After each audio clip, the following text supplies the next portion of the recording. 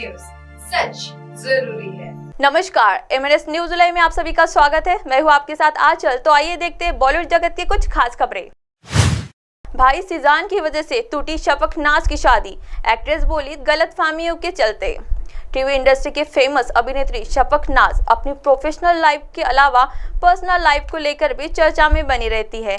शफक अपने long time boyfriend Muscat best businessman Zeeshan से मई में शादी करने जा रही थी, लेकिन तभी इनके ब्रेकअप की खबरों ने सभी और हिला कर रख दिया है। अचानक दोनों के ब्रेकअप की खबर ने सभी को हैरान कर दिया है। अब इसी बीच अपनी और जिशान की ब्रेकअप पर चुप्पी तोड़ते हुए शफकनाज ने एक बहुत बड़ा खुलासा किया है। गलतफहमियों की वजह से पोस्टपोन करनी पड़ी शादी। जिशान के साथ ब्रेकअप की खबरों पर एक्ट्रेस ने चुप्पी तोड़ते हुए कहा कि मुझे यह समझ नहीं आता कि आखिर क्यों मेरे और जिशान के बारे में ऐसी बातें कही जा रही है। हमारा तो कभी ब्रेकअप हुआ नहीं है। जब दो परिवार शादी के लिए एक साथ आते हैं तो थोड़ी असहमति होती है, खासकर जब लव मैरिज हो तो समस्याएं ज़्यादा पैदा हो जाती है।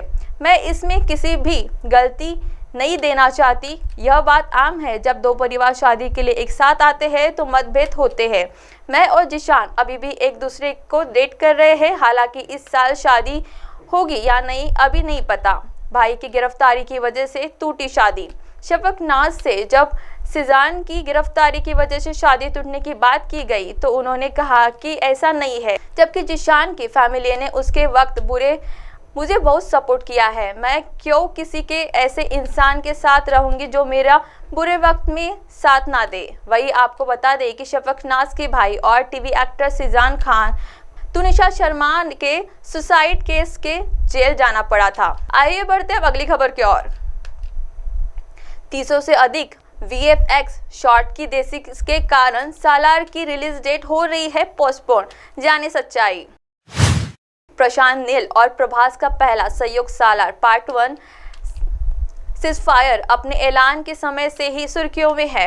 फिल्म इस महीने की 28 तारीख को रिलीज होने वाली थी। हालांकि अब मूवी को लेकर बड़ा अपडेट सामने आ रहा है।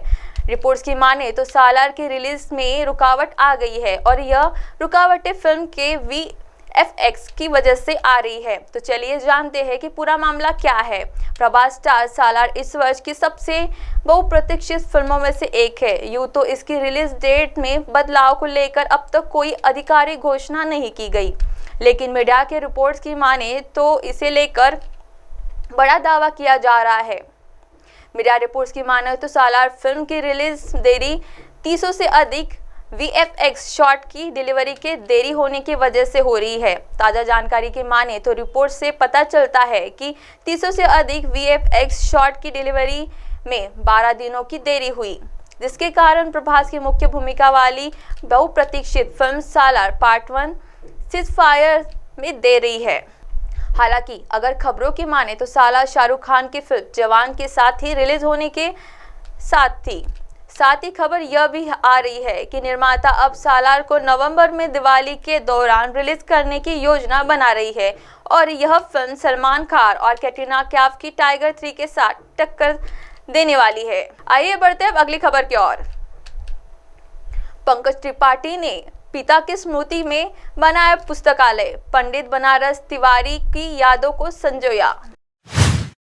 राष्ट्रीय फिल्म पुरस्कार विजेता और चर्चित अभिनेता पंकज त्रिपाठी इन दिनों अपनी नई फिल्म फुकरे 3 की रिलीज की तैयारियों में व्यस्त है। उनकी पिछली रिलीज फिल्म OMG 2 ने उन्हें कमर्शियल सिनेमा के सितारों के अगली कतार में भी ला खड़ा कर दिया है। हाल ही में पंकज के पिता बनारस तिवारी का निधन हुआ है। अपने पिता की यादों को सहेजने के लिए उन्होंने अपने गांव में स्थित स्कूल में एक नई लाइब्रेरी का उद्घाटन करने अपनी सामाजिक प्रतिबद्धता को एक बार फिर दोहराया है।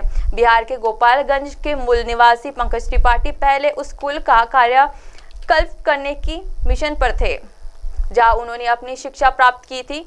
अपने बड़े भाई के साथ उन्होंने पंडित बनारस तिवारी फाउंडेशन ट्रस्ट में माध्यम से स्कूल का जीर्णोद्धार कराया है और अपने माता पिता के सम्मान में स्थापित एक ट्रस्ट के जरिए इस स्कूल के अब एक लाइब्रेरी भी खोली है।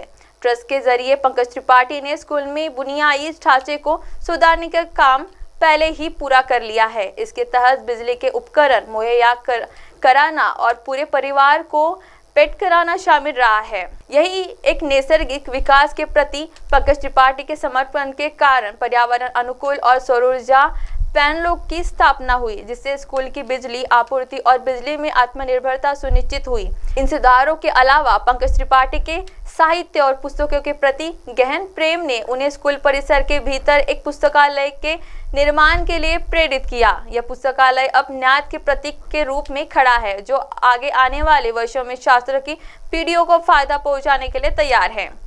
लाइब्रेरी के उद्घाटन विशेष महत्व रखता है, क्योंकि यह पंकज त्रिपाठी के हाल ही में अपने प्रिय पिता को खोने की यादों में जुड़ा है। अपने पिता की स्मृति का सम्मान करते हुए पंकज ने स्कूल और अपने छात्रों के एक स्थायी उपहार प्रदान किया है, जिसमें सीखने और साहित्य के प्रति प्रेम को बढ़ावा दिया गया है, जो समय के साथ ही कायम रहेगा।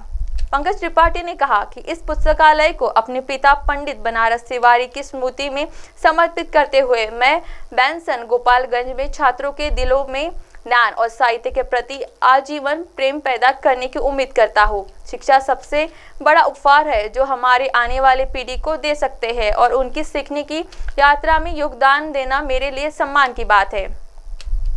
समुदाय के प्रति पंकज त्रिपाठी का समर्पण और शिक्षा के प्रति उनकी प्रतिबद्धता अनगिनत व्यक्तियों के जीवन में प्रेरित करती रहती है।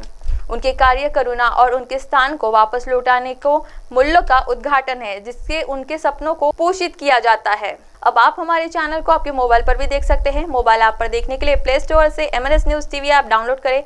Insta, link, Twitter, Haiku, Facebook और कई सोशल मीडिया प्लेटफॉर्म पर हमारा चैनल उपलब्ध है।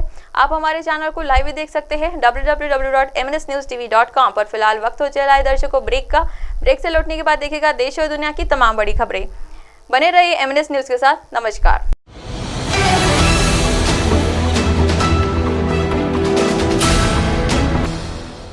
ये है MNS न्यूज़ नेटवर्क और आप देख रहे हैं MNS न्यूज़।